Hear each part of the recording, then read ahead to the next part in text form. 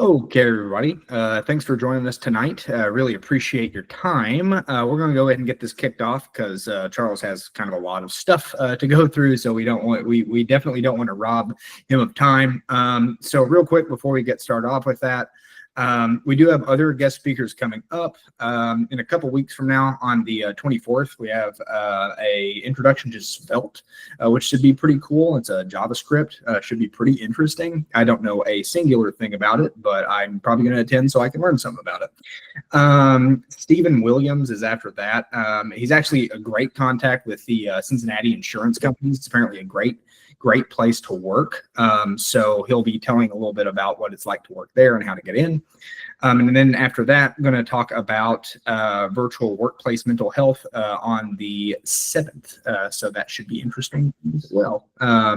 Anyway, beyond that, if you're doing this as part of your career readiness requirement, make sure to fill out the form in your Google Classroom so that you actually get credit for attending, and you will get a recording of this later if you are interested. It'll be posted on the YouTube. But really, without further ado, we're here with Charles Kayser. He's a mentor. He's been here a little while, and I'm going to let him introduce himself a little bit more. So, Charles. All right. Well, thanks, David. So glad to see all of you. Many of you I've met before, and some of you have not. But I'm glad you're here. So let me go ahead and share my screen, and we're going to jump into it. It will include an intro. I don't assume that you just know me. So let me know if you can see this. We can. Oh, hey, just joined. Sweet. Yeah, we got it. Nice. Okay, cool.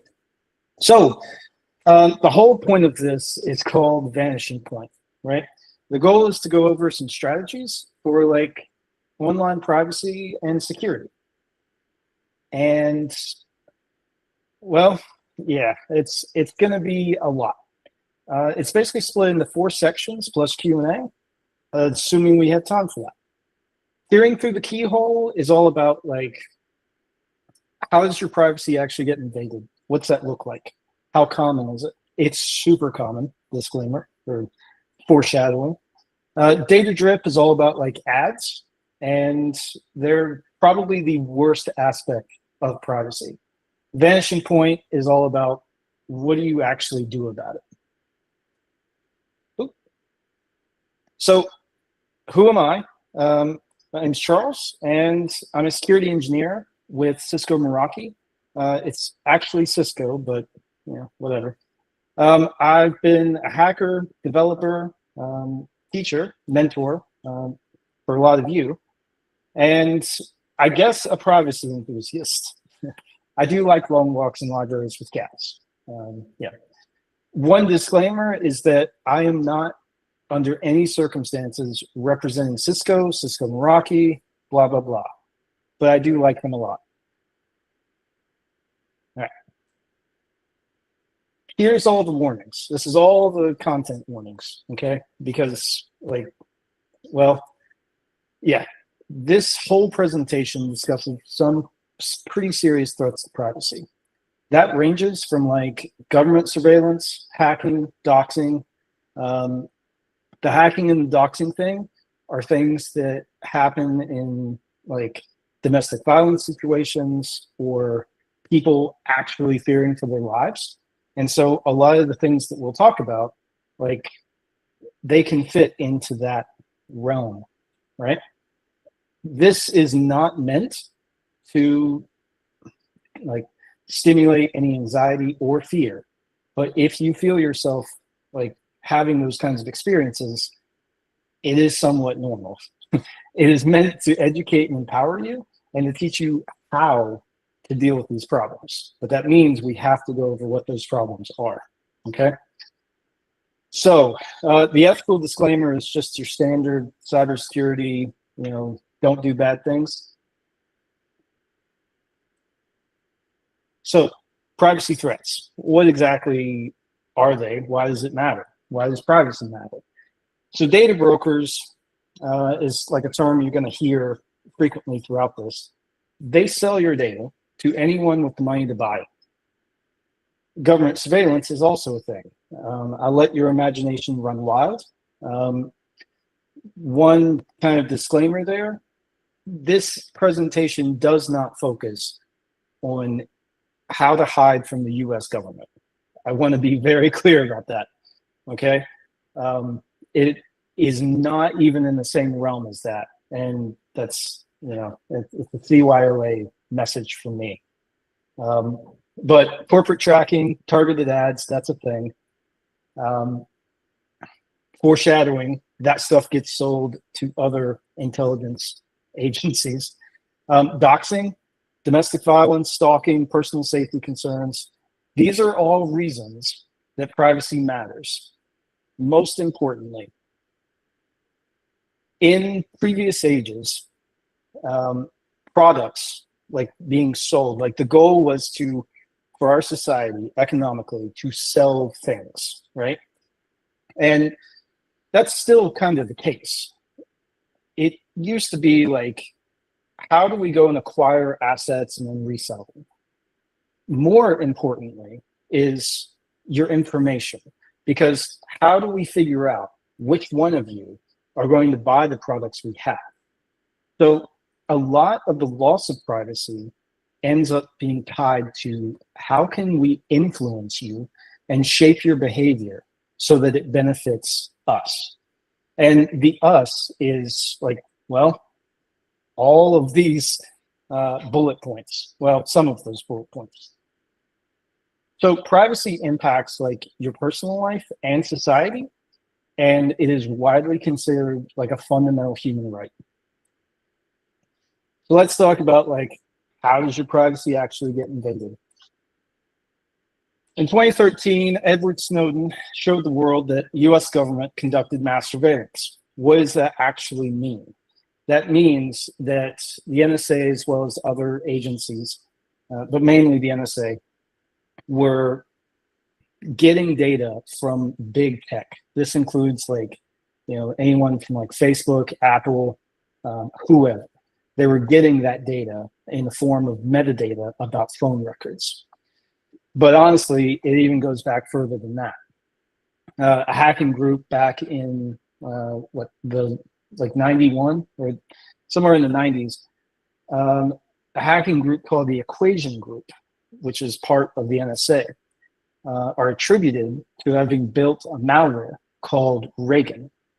Reagan was a malware that specifically targeted and monitored like internet and phone traffic for journalists, activists,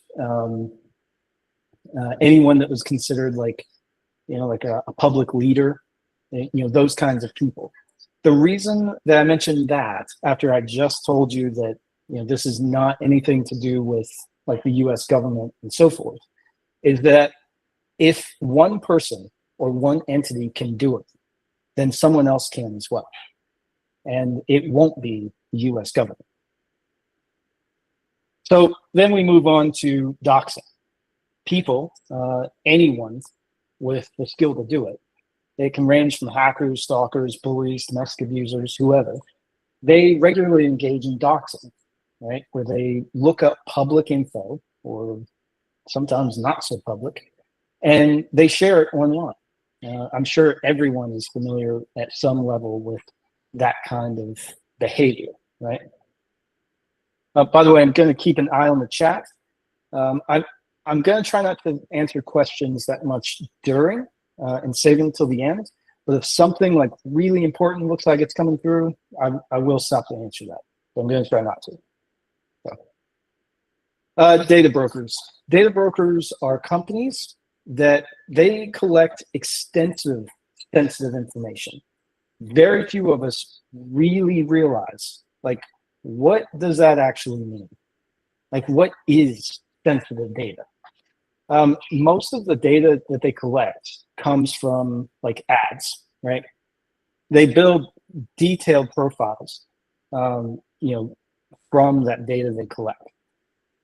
So, social engineering. Criminals can manipulate or exploit individuals using like public shared info, right? This the social engineering aspect is, I mean, everyone is aware of that to some degree. That's nothing new. But the problem is that if they get their hands on the same data that any of these three other groups here or categories have, it makes it super easy. Okay. So email is king. Email is typically used as like the source of truth for your whole identity online, whether you really realize that or not. A lot of companies, I mean, even if you are not a developer, or if you are, if I tell you that like your email might be like the public or the primary key or index in a database, it's sometimes that is the case. But your email generally represents you as far as that company is concerned. Everything else that's tied to that email is typically seen as just extra parts. And what you'll find throughout this whole thing is that your identity is made up of these small individual parts. And all these people that we talked about, these categories of people, they want that. So, your email address is often linked to sometimes hundreds of accounts. And well, people often even keep like many years of info in their inbox. So if you lose access to your email or it gets compromised, then you're done for, right? You lose a whole lot of stuff. It's also why that's like the number one entry point for cyber attacks. We'll get more into that. So email is king, and kings can fall. John Podesta got hacked in 2016 because of a phishing attack. Emails got leaked, exposed like political strategies, discussions, sensitive discussions that did impact the U.S. election. 2014, a couple years before that, Sony Pictures got hacked. That was actually really interesting. They actually got hacked by the Lazarus Group, which is based out of North Korea. They're one of the most dangerous, like cybercrime groups, if you will, like out there. They actually stole like tools and malware that was developed by the NSA's Equation Group in order to like go through a lot of these hacks. So that's the whole thing. The Cambridge Analytica event, 2014 to 16. They gained access to people's personal emails. These are Gmail accounts in particular. They leveraged permissions like to gain access by using APIs, like basically the Gmail API. This led to them building psychological profiles based on like what they found in those emails. The whole point of it was that they sold that data to other people so they can manipulate sentiment. And this isn't just moving people in one way or the other. It's a lot more complex than that. Okay. But the idea was to change behavior and change sentiment. Then we get to Pegasus. Pegasus spyware is pretty interesting. It's developed by the NSO group, which that's like it's based out of Israel. That was found on journalists, activists, politicians, very similar to the concept behind the Reagan malware from the 90s, right? A little similar. But yeah, it wasn't just them that were using it, though. That's just who developed it. Governments and intelligence agencies all over the world, they ended up using that malware in order to track and monitor communications. This did lead to like arrests and persecutions of people, right? So yeah, and that's a all over the world thing by many different people. OPM hack. Well, yeah, that's a funny thing about this. So I actually, around the time that I started living like the whole digital anonymity like lifestyle, really this whole presentation is about, I had a friend that we both worked for the same team, same company. he was literally in the cubicle across from me, right? Like we shared a wall. So he was impacted by the OPM hack, and it was his 7th letter that he got from the U.S. government saying, "Hey, turns out your SSN was found on the pastebin site." Yeah, so you probably need to look into identity theft protection. The 7th time that happened, and that one in particular, it wasn't just him that was impacted. It stated that state-sponsored hackers had even infiltrated the optometrist that him and his wife used, and they collected the retina scans for his wife. So that's that's a word of mouth. I'm on the other side of the wall from him when he finds this out. So it's, he actually found his SSN on the Pastebin site, and it had amounted to about 2 cents. Anyways, so the tax leak stuff.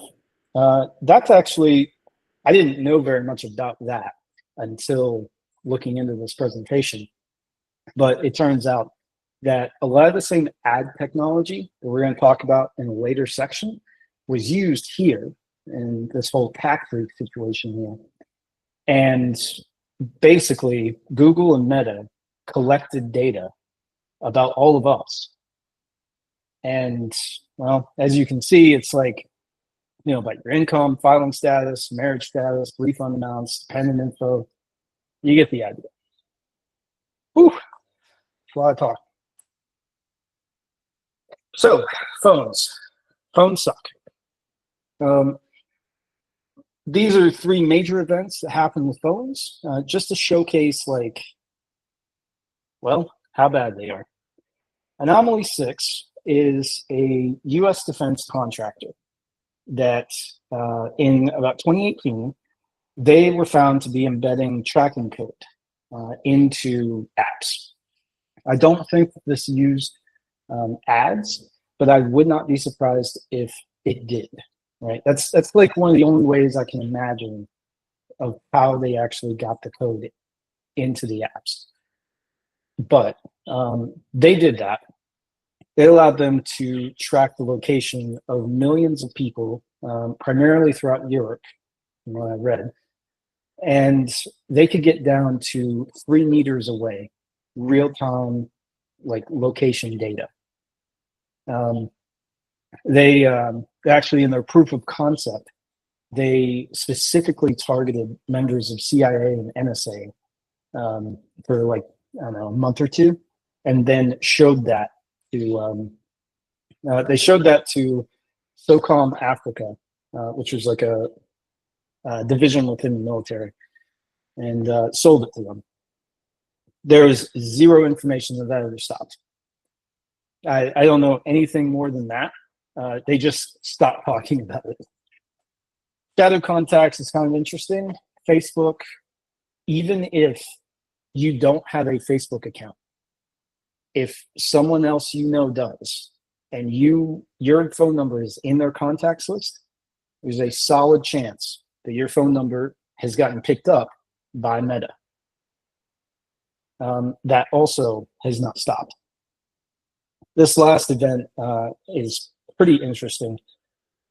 So AT&T, T-Mobile, Sprint, Verizon, all of them implicated in a breach where members of their companies were kind of covertly, I guess, selling access to locate by GPS and a GPS. There's 2 different types of GPS. Location data for anyone that a person wanted. So what actually ended up happening is that bounty hunters and bail bond companies were using an app, like a service, that allowed them to make requests and payments to AT&T, T-Mobile, Sprint, Verizon. And they would pay $300, $400, something like that, for basically to answer the question, where is this phone that's attached to this phone number? So if they have the phone number for some individual and they use this service to ask, where is it currently located? Even if that phone had Wi-Fi mode turned on, doesn't matter. Even if it doesn't have a SIM card in it, doesn't matter. Because the phone itself has what's called AGPS, which means that you can make emergency calls, right? Any phone can make emergency calls. That uses what's called AGPS, so assisted GPS. It's like assisted services or whatever, like in cars, very similar. And they were using that piece of tech to track down the current location of people they were hunting. So yeah, it was like bounty hunters, intel agencies, tons of people. Yeah, that number, 18,000 location requests, that's like, I think that's in a month. What was happening was the bounty hunters were selling that access to other people. So it was like a proxy. Yeah, crazy stuff. Now that you're super freaked out, right? Let's kind of enrich that. I'm kidding. So the phone stuff, even you can do it. This is kind of a funny thing. I remember when this happened, this whole MC catcher thing. Back in 2016, I remember seeing articles come out about there's a law enforcement agency that they were buying these devices called Stingrays. And the Stingray operates like a cell tower, but it's something you can just, I think you can actually get like rack mountable, right? You can also just build one with a Raspberry Pi. And what it does is it operates like a rogue cell tower. So you might know this, or you might not. When you walk around or you drive around, which cell tower are you actually connected to? How do you know? You usually don't. You just connect to whichever one has the strongest signal, right? And the cell tower is actually smart enough to just auto hop you over to the next cell. Well, the MC catchers, they look and feel and smell and like a cell tower, but they're just anyone's device. So when your phone thinks that that's the strongest one, it'll auto connect to it. Every phone call and text message will travel through that device. And those things are not encrypted. That's the whole idea here. Yeah, Baltimore Police Department, that's the ones. They reported that they used those types of devices, Stingrays, about 4,300 times from 2007 to 2015. I remember in 2016, I saw tutorials that actually this picture at the top is from one of those tutorials of how you could use like a Raspberry Pi and about $400 of equipment. I think this large device here is the actual MC catcher piece. I remember it ran for like about $260 at the time, but all of those tutorials now have dead links, like the ones that actually show like the code and doing the yum install and all that type of stuff. That's most of that is dead links, but there's still some that's not quite as bad. Yeah. Okay. Whew, we're almost done with this section, I promise. So online transactions. Cool. Okay. So yeah, online transactions they're a whole thing, right? Everyone knows about like, be careful if you use your card to like the gas pump, right? Or you could get skimmed or whatever. That's part of it. That's not the whole thing, but that's part of it. Your debit and credit cards, like if malware gets into the point of sale system, like, well, we're kind of screwed. Database breaches, that is also a thing. Your card can get revealed that way. Might be a little difficult for a hacker, but that is a thing. If PayPal and Stripe get screwed, like if they get compromised, that could also be a thing, right? Those are all ways that your credit card info, your debit card, can leak. The online transaction stuff, it's more or less the same thing as the credit card data leaks, but this is a little bit more specific. So, and it ties into the bank statement piece.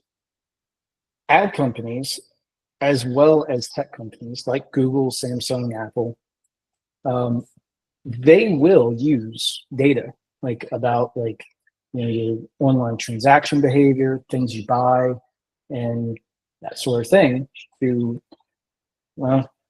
try to get you to spend more money, right? But then there are even cases where, like with your bank statements, there are cases where people have who work at the bank will access bank statements for just anyone that they're interested in, and they'll peruse what's there, and sometimes they'll sell that data, right? Some of the banks and financial tech like companies, they have a little bit more of a rigid process, if you will, where they will like anonymize that data and get it to like hedge funds, marketers, data brokers, that sort of thing. The point is that like even if you don't know about it, like they could definitely still be looking through that data. There's nothing that says they can't. I gotta actually click. Okay. So the tax thing. Taxes are kind of a really interesting piece for me because, like in the past, I worked with the state at one point, and doing like offset investigations was just kind of a thing, right? And taxes are kind of an interesting element because just about every county of any state will just put tax documents public, right? And by tax documents, I just mean like, what property do you own? What's the make and model of your car, the color of it? Where do you live? How much did you spend on taxes this year? What's the value? Right, which at first glance might not seem like that much of a thing, except quite literally anyone could find out where are you going to go nearly every night of the week, and what are you going to use to get there, right? So that's like a whole thing. It's usually like a first stepping point to go to if someone is trying to investigate you, like and find out more about your life. That's one of the easy go-to points, right? Whew. Okay, so that's most of the important parts of like, well, how your privacy gets invaded. This is going to be like, to me, this was the most shocking part to learn personally, and the most pervasive, insidious part. It does get a little technical, which it's great that most of us here are technically minded. Let me get a drink for a second.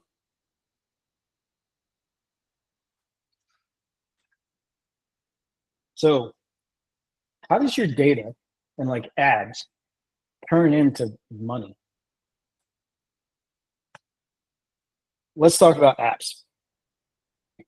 In-app ads are one of the most fundamental, like bedrock pieces of the ad industry, like just period, right? So this is like if you play games on your phone, if you use apps like Facebook and Instagram and so forth, then literally anything that has ads, which is most apps that you don't pay for, then they can collect data like these that are listed. What we'll see later are actual JSON payloads that include things like location, physical device ID, are your headphones connected, are they not? What's your battery level? In one case, Uber landed into some heat because this is like 2-3 years ago.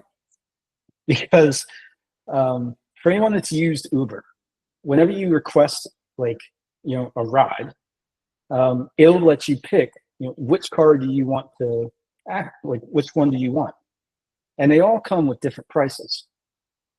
Uber was found to have been manipulating that.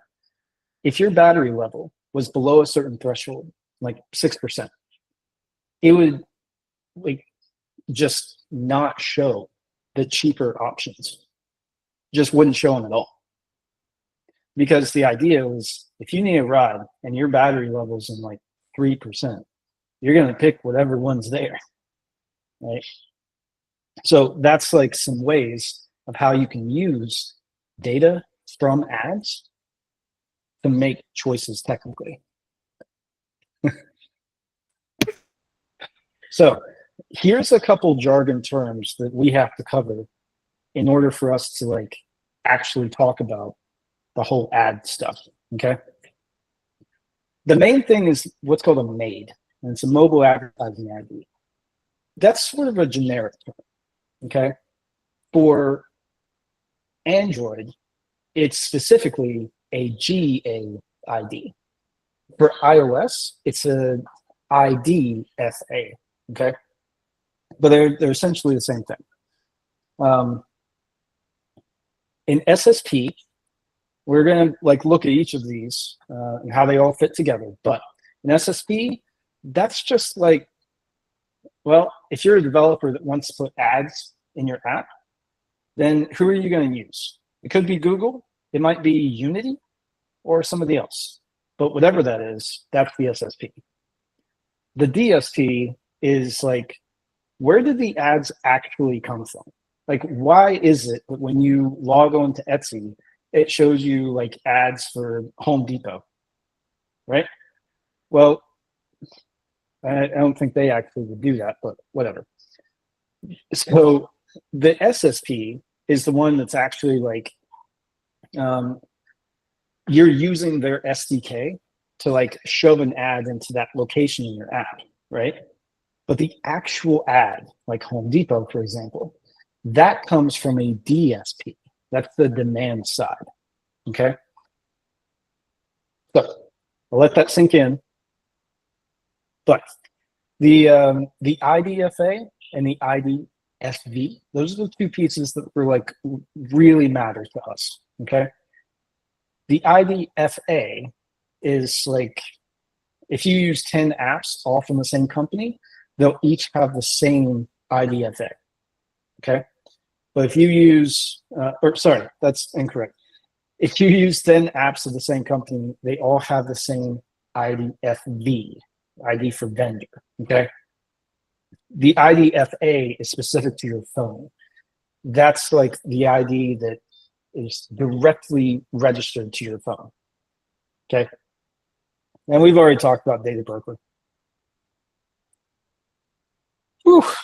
So here's the 1,000-foot view. In your phone, you decide to download an app, like a game, right?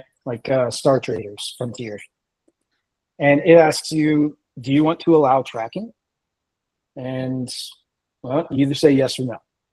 If you say yes, then the IDFA gets populated.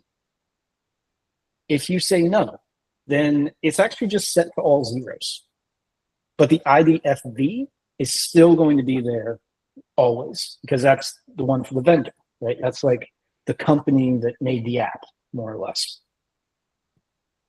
So whatever answer that you pick, let's say you say yes, then the SSP, which is Unity Ads, Google Ad Manager, whoever, they request data from your phone, what's your location? What's your battery level? Are your headphones plugged in? So on and so forth. And they'll turn around and give that to the DSP. Okay.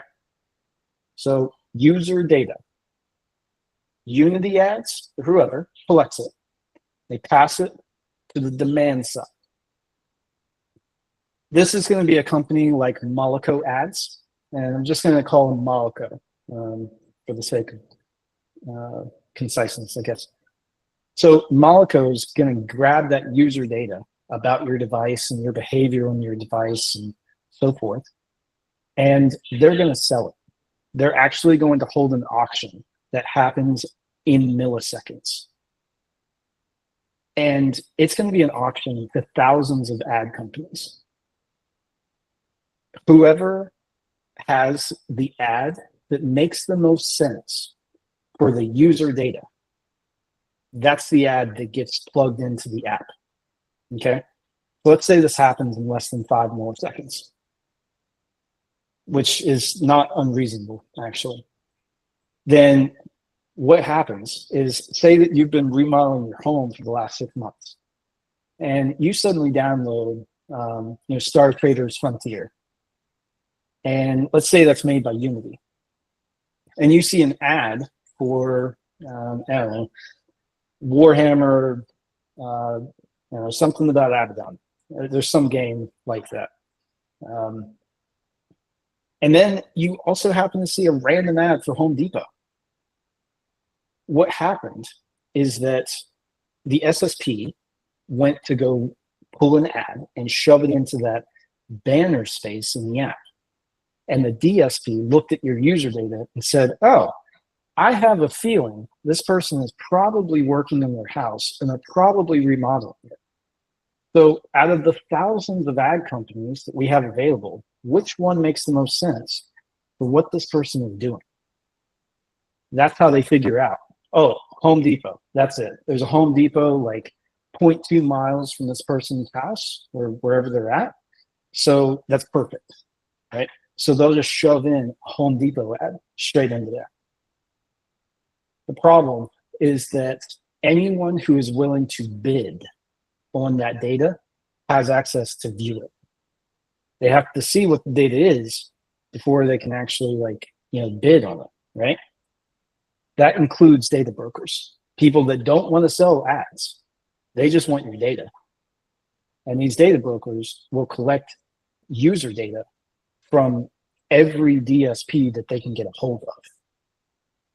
They compile all of that data together and cross-reference it to build these extensive profiles on who you are, what you like to do, what your hobbies and interests are, what pages on the internet you like to view, what your political ideals are, what your religious beliefs are, and we will actually look at what that data looks like. Anyway, agencies like Intel, security, etc., they do buy that data, and they use it for whatever they want. Cheapest I've seen is like $50 one-time purchase, and most expensive and complete is $150K a year. All right, supply side. I'm going to just run through this a little quick because I don't want to get stuck on this stuff. But we've already talked about Unity Ads, Google Ad Manager, Google AdSense. They all just sell here's the space in the app. We need an ad that fits into here. Demand side is someone like Monaco Ads or Criteo. They're the ones that actually do the real-time bidding, okay? So they're the ones that the thousands of ad companies, are like, hey, we got ads, go shove them into places, right? And this is just kind of an idea of what that looks like. You got the mobile game, Unity Ads puts an ad slot up for an auction that gets shared by an ad exchange, like Google. Monaco Ads analyzes that user data, figures out, does it match? Whoever the winning ad is, like, for example, Home Depot probably makes more sense than Nike, the person that's working on their house, right? They're the ones that the ad actually shows up in the app. here's how we put all this together. Okay. So this guy named, I only know him as Tim SH. A couple months ago, he kind of popped the lid on how this whole scheme works. And he wrote up a blog on his personal website, which is called Tim SH. And he actually followed through like a technical, investigation into what actually happened to his data. So this is all the exact same thing that we've talked about so far, where if you choose yes or no, do you want to be tracked? A JSON payload, and this is actually exactly the payload that he found, it shoves in that IDFA, right? Or it's all set to zeros. They collect the same data no matter what. It's just, is it tied back to you?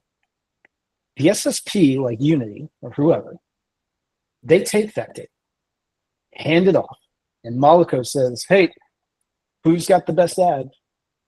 And they show that to all the advertisers, but it also includes data brokers like RedMob and AGR. Those data brokers, they build this expansive profile based on people. And it does include PII, right? Hardcore PII. And anyone with the money that buys it, it doesn't matter who they are. There is zero restriction on who can buy it. As long as you've got a bank account with enough numbers in it, then it's yours. Okay, here's an example of AGR's offer. Okay, this I just screen capped this like today, right? So they're selling, digital device ID, geolocation, email match to full PII, mobile graph data, and 20 other data links for $200. You can pick one country and you get 12 months of data. So this is the point where I'm about to tell you, like, all those content warnings are for what I'm about to show you, okay? What we're about to talk about. This is the beginning of a sample of data from AGR, which is a data broker, okay? And it's, this part is kind of funny. So this is a sample of data that Tim SH found or acquired from AGR. And he shared it online. And I just shared it here in the chat, assuming I can, yeah, there we go. But here's the disclaimer. Before I was able to get a copy of it, hackers already started, well, not hackers, but people started playing with the data. Not the data. The first page is going to show a lot of skibbity toilet memes, but the rest of the tabs in that Google Sheet, they are the real sample. Okay, so that's it. Yeah, it was pretty bad when I first grabbed it. So that's you can ignore that part. All right, that first tab that opens in Google Sheets, just ignore it, please. So, anyways, this is like a legend for what, how much data do they actually get? How do they collect it? Well, not how do they collect it, but how do they organize it, right? And these are columns in the sheet, okay? So one person is one row, and every one of these columns will have something in them, okay? Here's an example of that. So Leanne Miller is assumedly the person with this address in Riverton, Utah, and that zip code, and that's her email. She lives Grand Canyon. That was the longitude latitude of where she was when she went to a page that had to do with news and politics, specifically the parliament. And based on this, there's an IDFA.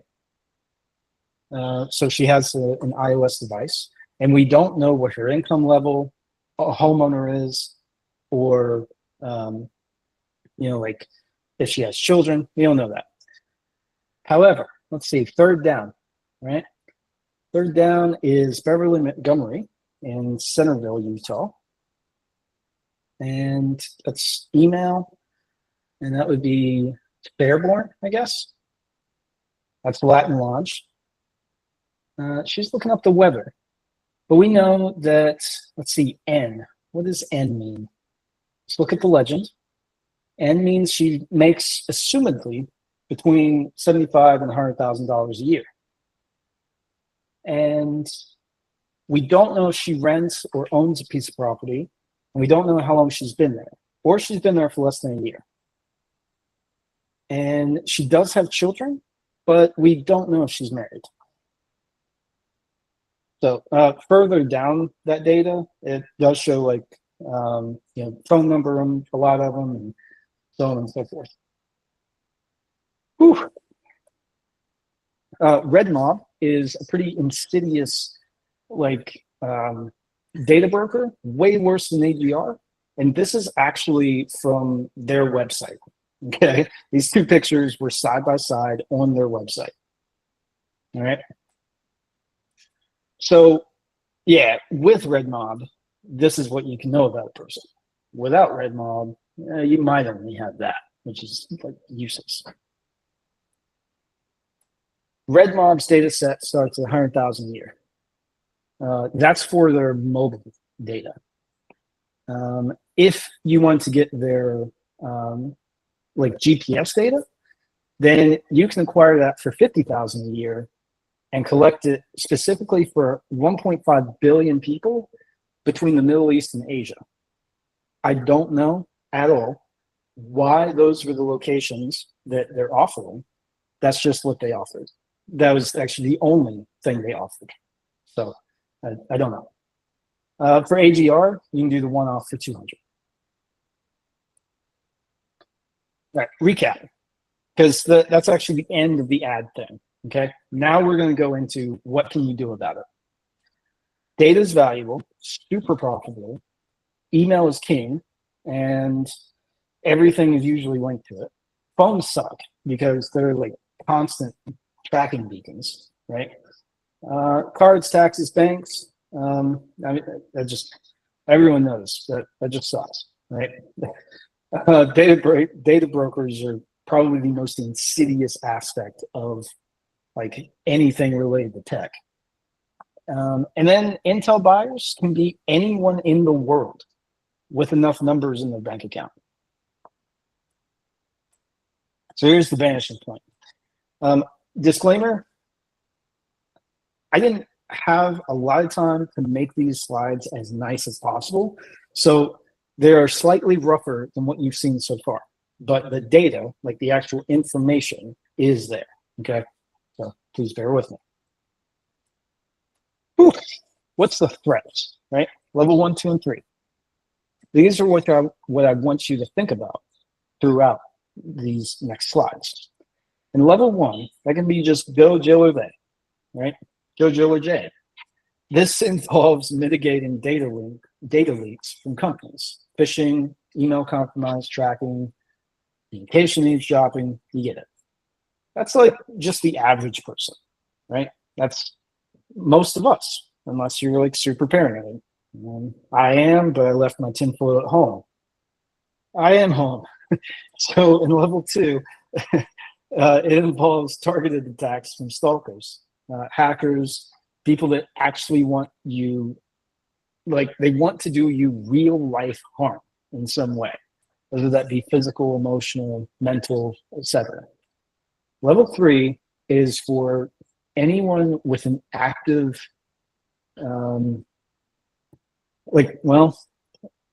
where they could be targeted by unseen actors at any moment. That's journalists, activists, whistleblowers, anyone suspicious of a nation-state sponsored attack. So here's the disclaimer, okay? The government of your nation state is not included in these levels. And it doesn't matter if that's, like if everyone here is like US or everyone here is like Canada or whoever. It doesn't matter. Okay. Here's the reason why. Your digital identity is made up of like real small parts. And each level here represents a different level of determination, resources, and skill, both by the attacker and theoretically by you to try and defend against it. But your nation state has the source of truth for your identity, at least in terms of how you exist in the rest of the world. You know, like your driver's license, your SSN, your birth certificate, and so forth. Those are the pieces that make your nation state, that I assume is the US, not applicable to this, like these three levels, because that's too much to even ponder. So what's the solution? Now, this might seem like oh, encryption, that no, but hear me out, all right? So it's not so much that we want to encrypt all the things. Look, you know, many things might still be. That's not the point. But instead, we want to use this as a model. Okay. So our RSA encryption is probably one of the most common encryption methods. And the basis is like a public key and a private key. So I want you to imagine that you have a key and you have a padlock. You can mail the padlock anywhere in the world. And nothing happens if somebody gets their hands on it, because there's only one key to it. They can never unlock it because they don't have the key. But you can't just mail a key anywhere. That's like super dangerous, right? So I want you to keep that in mind as we talk about every aspect from here on, okay? And how that like image fits into each piece of your digital identity. So, well, and this, how does RSA work? The public key like locks the data, right? It encrypts it. But the private key, it unlocks it, right? The key, or rather, the main point is you can give your public key to everyone in the world, and that's fine, but not private. So we can use that, like, for basically everything except social media. Social media is the pit. It just sucks. Meta and the other social media giants, it's very difficult to have a like regular presence on social media and remain private. I think that you can do it, but it's difficult. So for like email, what's our options for like being private? Okay, move off Gmail, move off iCloud. They are currently building tools that will like scan everything in them. Like what Apple just got demanded by the UK government to allow a backdoor into iCloud that allows the government to access every encrypted piece of data in iCloud for any user in the UK. Like that's the thing. So these are your options as far as like email, okay? And I'll show you how these actually work. I'm going to focus on Proton Mail, but there are others beside Proton, okay? I want to make that clear. Account security, all right? 2FA, super important. And we're going to get to more important things right after this slide, but I wanted to bring this up now before we get to the more serious stuff. 2FA, two-factor authentication, having something that is physical, like that you can hold in your hand and say, no one without this thing in my hand can access my email account or my YouTube or my whatever. That is key, okay? YubiKey does work like that. I actually have a YubiKey inside this. And so like on my phone, when I have to do 2FA, I just grab the phone, hold it up, NFC happens, and I get my 2FA code, right?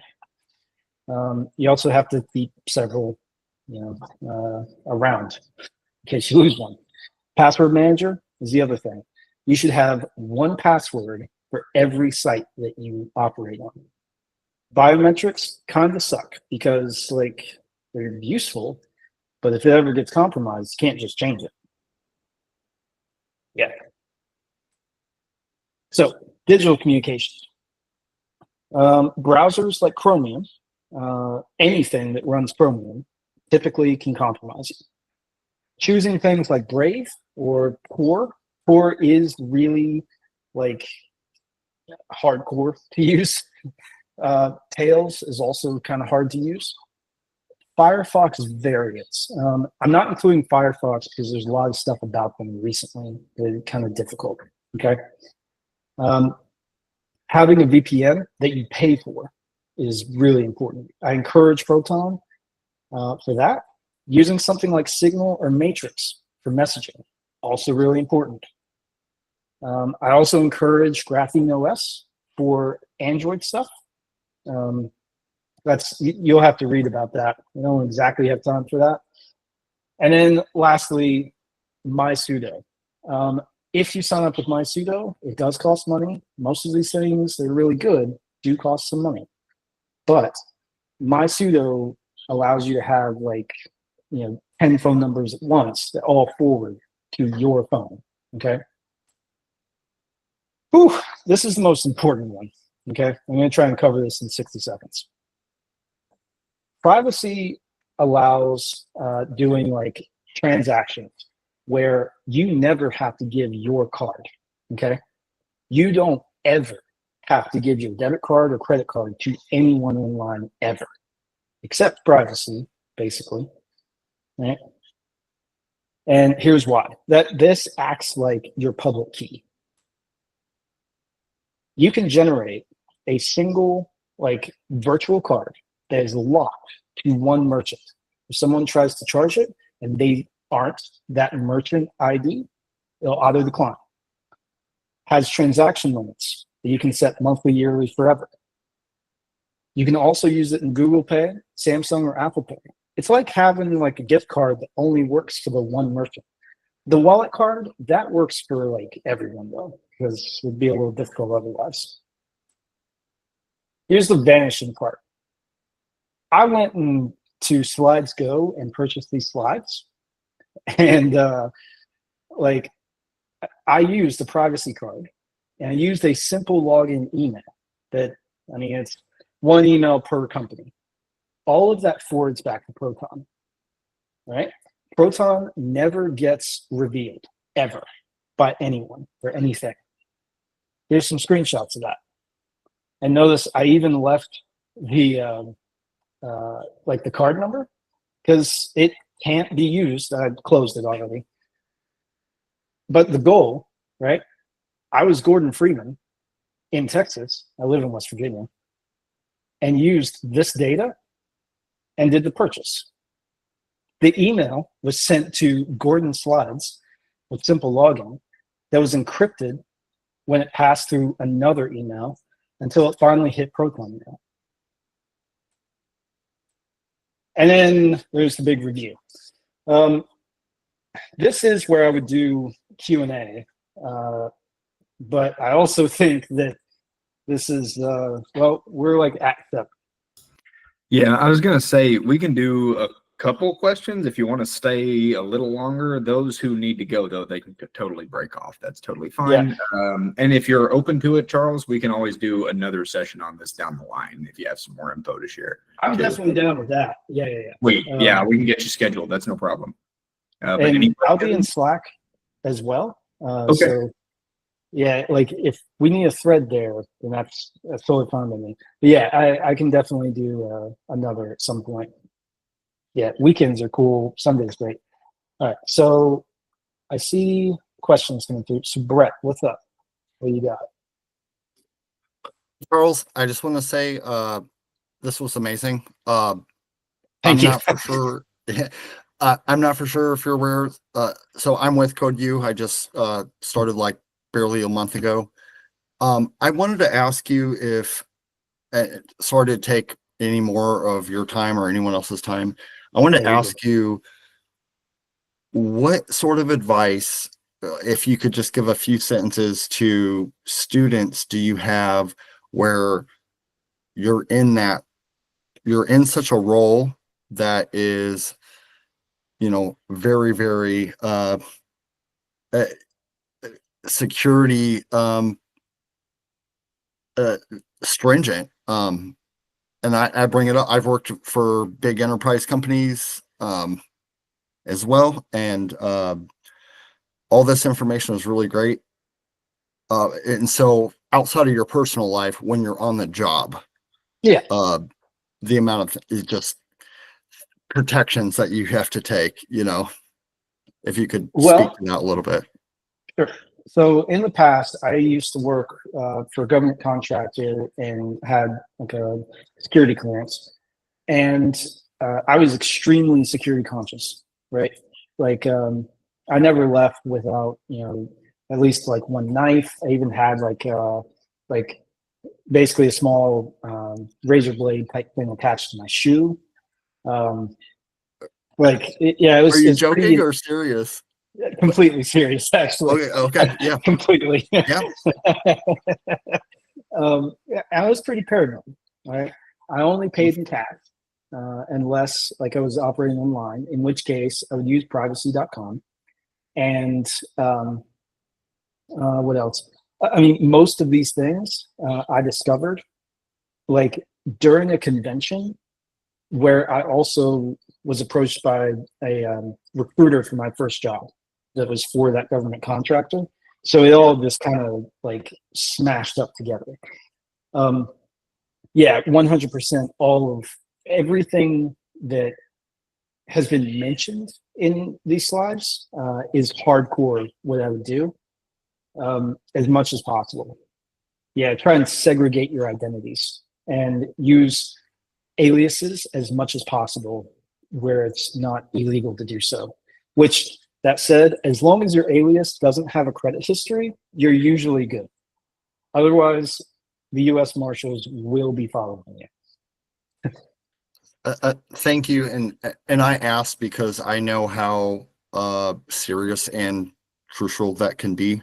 I was just having a conversation today about our security ops team dropping USB sticks on the ground outside of an office to see if people would pick them up and plug them in. And so just,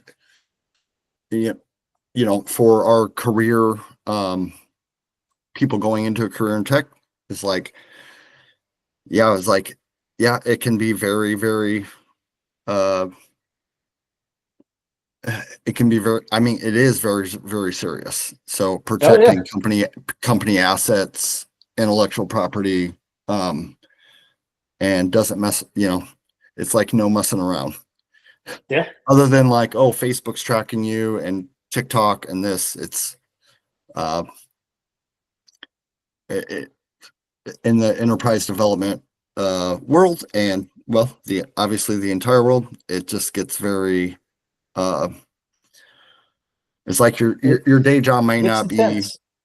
like, oh, I'm gonna make this widget or this button on this page. It's like, no, it's like at all costs protect Yeah, privacy, user privacy, data, company assets.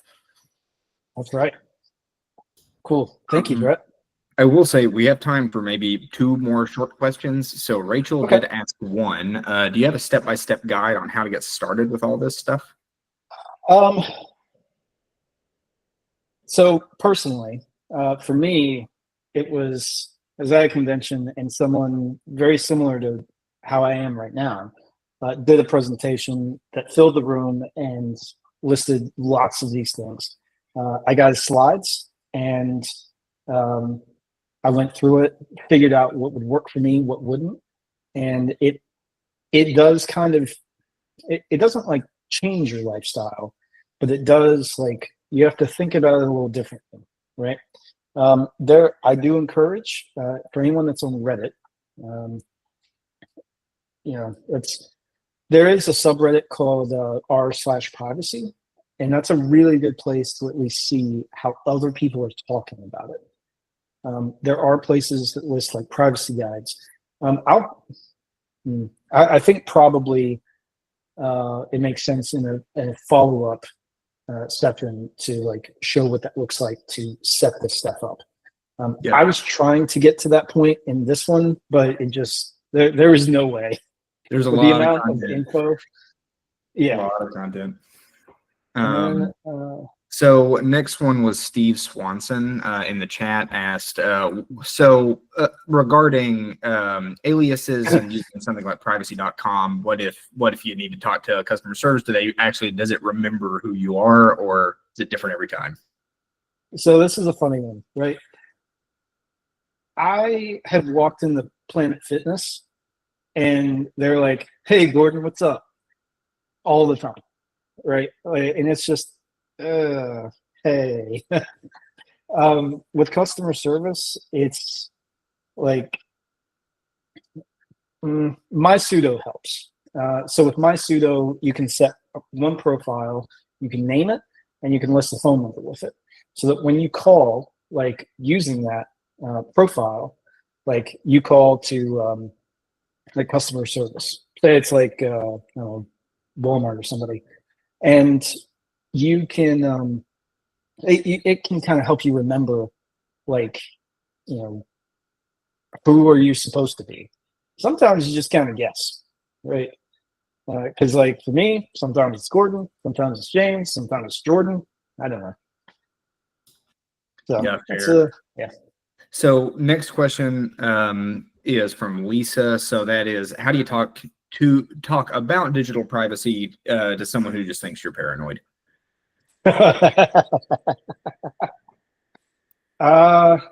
It's super hard. I mean, well, that was kind of me tonight, right? Like, I basically showed you guys, here's all these really horrible problems that happen, but over here is also like some of the things you can do to help. It's hard. I think one of the hardest things, for example, is location, because what I've learned recently is that most relationships, it's super common for like both people in a relationship to share the location, right? Like, I guess that's super common. However, you're also sharing that with like everyone else, like ads and all that type of stuff. And it's just got to be a conversation where you say like, this is really important to me. Can you like listen to me for like a couple minutes? And I just need you to listen. Like that's normally how I might approach that conversation. But that said, most of my friends, they think I'm a little extreme about it. We didn't even talk about how to remove a physical address from your ID. That's a later conversation. Totally fair. And sort of the last question that we can get to is, are you going to share your slide deck? Yeah. We'll put that in. Yeah, I'll share this in Slack. I have a list of references. They're split between research, tools, and common social media replacements.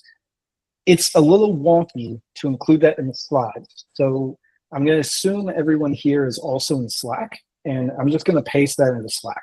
Okay. That has a list of every tool that is listed in these slides, and also like things that are related to how to use them. Yeah. One final note for anyone who didn't get their question answered, sorry about that, but feel free to message Charles. He's in Slack, so hit him up there. He will answer any questions you got. Sorry about that. And we will be doing this again. I'm going to send Charles right after this sometime. Sure. So, yeah, we got it. Thanks so much, everybody, for your time, and have